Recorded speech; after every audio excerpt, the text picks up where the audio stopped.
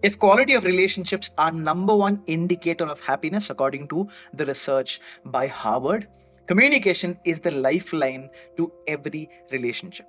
Today, I'm going to talk about 5 communication habits that can help you improve your relationships. So, hey friends, if you're new here, my name is Yunus. I'm a happiness specialist and a career catalyst. On this channel, we talk about tools and strategies with the ultimate objective of helping you live meaningful and happier lives. If you haven't yet, please consider subscribing so that we can happily enrich you. Communication to any relationship is oxygen to our life. No wonder it is a lifeline to every relationship. Because relationships are based on communication and should not be based on assumptions. These habits that I'm going to talk to you today about can help you communicate more effectively with your partner, friend, family, co worker.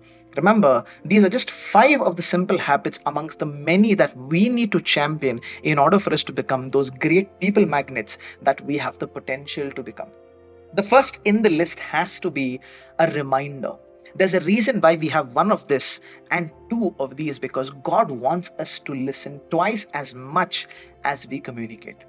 For many of us, the idea of communication means going on and on and on, but it's not, because one of the most important habits is to be a good listener. The idea of listening is simply this: to what degree can we pay attention to what the other person is saying without any interruption or even trying to come up with a response to that? That's why one of the reasons why many of us are poor listeners is because we don't listen to understand, we listen to respond. It also means being open to hearing what the other person has to say, even if we don't necessarily agree with that particular person. Another important communication habit is to be honest and open with people we care about. This means sharing our thoughts and feelings even if they are difficult. It also means being willing to listen to the other person's thoughts and feelings even if they are different from yours. When communicating with someone, it's helpful to use I statements rather than you statements. This means expressing our feelings and needs in a way that is clear and direct. For example, instead of saying, "You always make me feel bad," you could say, "I feel bad when you do this or that." Often, when people communicate, due to multiple reasons, we might not have all the necessary information or clarity.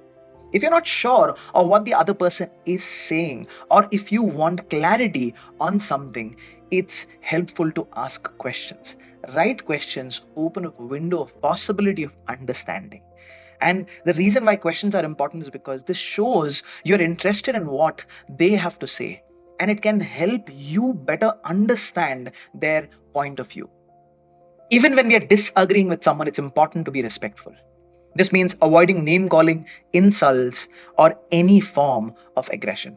It means we are willing to compromise and find a solution that works for both of us. It helps not just in conflict resolution, negotiation skills, but in our day to day life as well. Remember, we all want to be respected. That's the reason why do unto others as you would have them do unto yourself. These are just few of the communication habits that can help improve your relationship. By practicing these habits, you can learn to communicate more effectively with people you care about and build a much stronger relationship. You can also watch this video where I talk about 2 sides of relationship. Every relationship has positive and negative sides, and we need to understand both, strike a balance. I also talk about steps that we can take to improve our relationships. So, I will see you there. Bye bye.